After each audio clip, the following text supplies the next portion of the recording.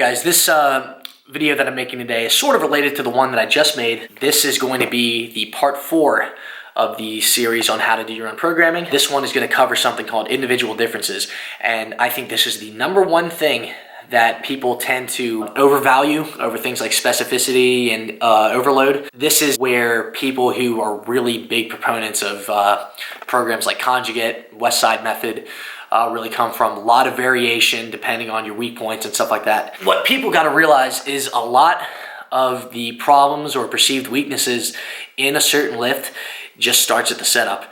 So first off, based on your body, you have to figure out what is the most opportune position for you to get started as. For instance, some people with longer femurs might have the bar in a different position on their back when they squat, different position in front of them when they deadlift. Certain guys might be more comfortable with the bar in a different grip on their bench press when they're going. It just all depends on personal mechanics and stuff like that. Although once you do find those opportune positions for yourself in each of those lifts, that's when I would say you need to start figuring out where you're weakest as far as those go. So I would stick to primarily your main movements. I'm a big proponent of specificity. I'm a big proponent of specificity in general, although in a hypertrophy phase you can get away with doing a little bit more variation, maybe not quite the main lifts for everything. But I do recommend as your accessories for all that stuff to work on your weaker areas.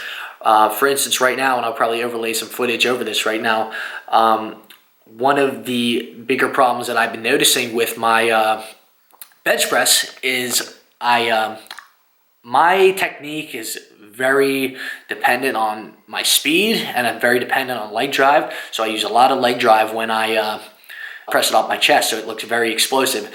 The problem is, if I can't develop enough speed right off the chest, I'll normally fail an inch or two off. So that's going to be something I'll be working on within the next couple weeks. Right now I'm doing close grip bench, heavy benching, and then normally I'd be doing just a regular lighter bench press day where I just do lighter triples on a Monday or something like that. But instead I'm going to be replacing that with a pause spoto press.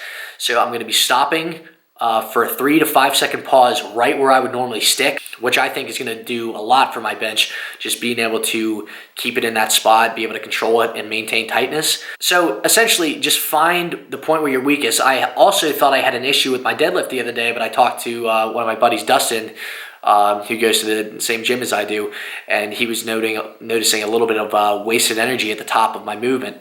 And I took that into account, and sometimes you don't even need to fix these things with corrective exercises. Sometimes you just need to be able to actively think about, what am I doing? Like, why is this happening to me? So normally I would, it would almost look like I was humping the bar, honestly. And that's the cue that I learned when I was starting to deadlift. And I did feel at the time that I felt a little bit more glute activation, but the bar path, when I don't do that and just bring it straight up, is, well, I just said it feels so much straighter, and a straight bar path, with the exception of the bench press, is the goal of each of the movements. So it's going to feel a lot faster, a lot smoother. So that's a perfect example of how just your setup and just thinking about your technique might be the only correction you need, versus my bench press, which doing those corrective movements might be the better option. So point is, when programming, you have to find out what leverages work best for you, find the most optimal starting position for each of those lifts, and then once you find that position, find out what works for you. Another example for me, for deadlifting, my back, I thought my hips were shooting up a little bit, and I thought for the longest time it maybe had something to do with my setup, maybe I had weak glutes, but it's the fact that my mid-back wasn't as strong as I needed it to be. So I added in front squats, which put a lot of pressure on your mid-back.